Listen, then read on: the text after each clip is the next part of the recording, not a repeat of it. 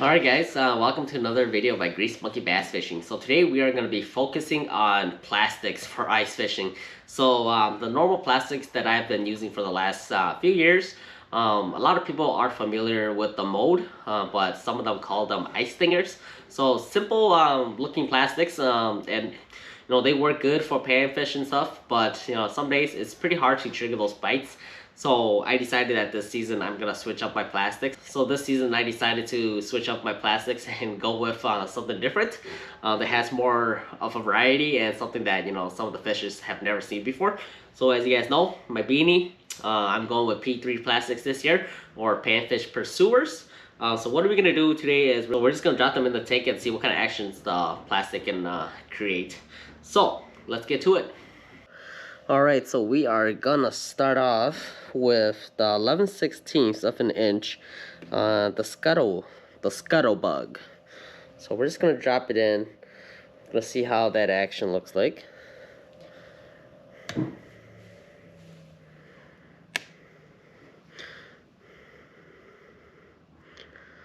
So this profile here, it's like a circular body. It has two arms, and then the backside has two legs. Let me see if I can split those two legs in the back to give it more action.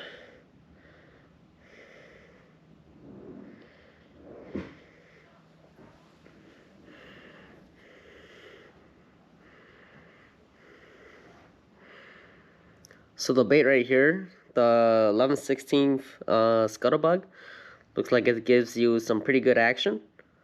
Hard jigging. You can just see the back legs, or you could do some light jigging to trigger those bites. So this is the 11/16 Scuttlebug, and sorry if the video is not clear.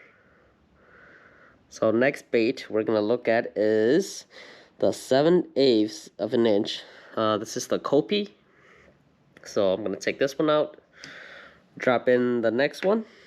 So now with the bigger profile plastics, I'm using the bigger profile jigs, or smaller profile plastic, you're gonna want to use smaller profile jigs. So now this is the 7/8 Kopi. So as you guys can see, it has the really long tail in the back. Then it has the two, I'm gonna call it whiskers in the front. And then it has two little legs as well before the tail in the back. So let's see what kind of action that gives us. So some light jigging.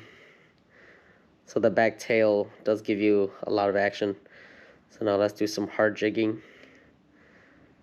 So some pretty good action for this plastic. And once again, this is a 7/8 Kopi, and this is the motor oil color. So next up, we have the 3/4. This is the Corex Jr. So this is 3/4 of an inch, but I believe it is a smaller profile bait, so you will notice that I do have a smaller profile jig on here. So this is the 3/4 of an inch Corex Jr.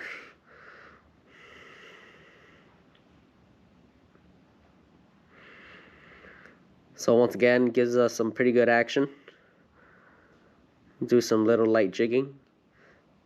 Still got some action there. Just to draw in those panfish.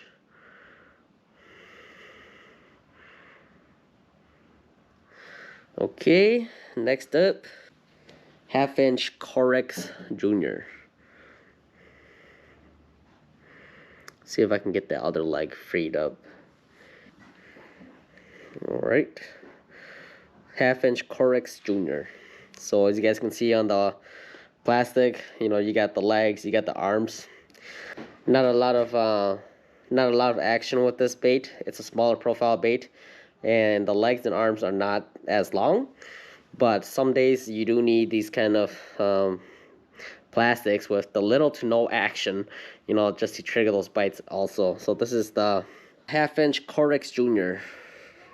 And the size of the jig that I'm using right now is, I believe this is a 2mm jig. All right, next up, we have the 1/2 inch micro spug. So this is the 1/2 inch micro spug, smaller profile bait. I do have it on a smaller jig. You got the big body, and then you have the paddle on the backside here.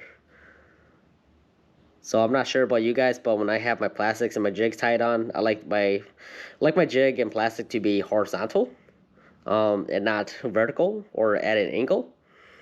I think that just helps with the hook set ratio as well. But yeah, this is the 1/2 inch micro spug on a Wonder Bread jig.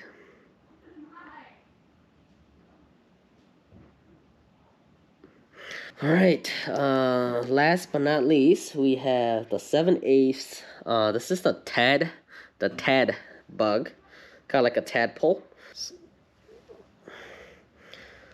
So right now I have the glow in the dark plastic on. So as you guys can see in the bait, let me try to turn this. On the back side here, you have the 2 legs, and then you have the tail, kind of like a tadpole. So this is a bigger profile bait, so that's why I have a bigger profile jig on. The jig, I believe, is a 4mm jig. Alright, so we did go through some of the plastics. Just want to show you guys some of the presentation that P3 Plastic has with their various plastics. I didn't go through every single color because I just want to show you guys what the action looks like on some of their plastics. Some of them have a lot of action, and some of them had little to no action, because some days, you do need those plastic with little to no actions, if, the fish are finicky or whatnot. But in addition to that, I did pick up this Cold Snap T2 toothpick. I've seen a lot of good reviews on these toothpicks, and just getting the hook out of like the panfish's mouth and stuff. So I decided to pick up one from P3 Plastics. It came with a UV light here for the keychain. It also has this piece right here. I can clip it onto my jacket, and maybe even my PFD. I'll be using this toothpick in the summertime as well. So if you guys have any questions in some of the plastics that I showed today, you guys can go over to P3 Plastics, or you guys can just give me a message. Thanks for watching.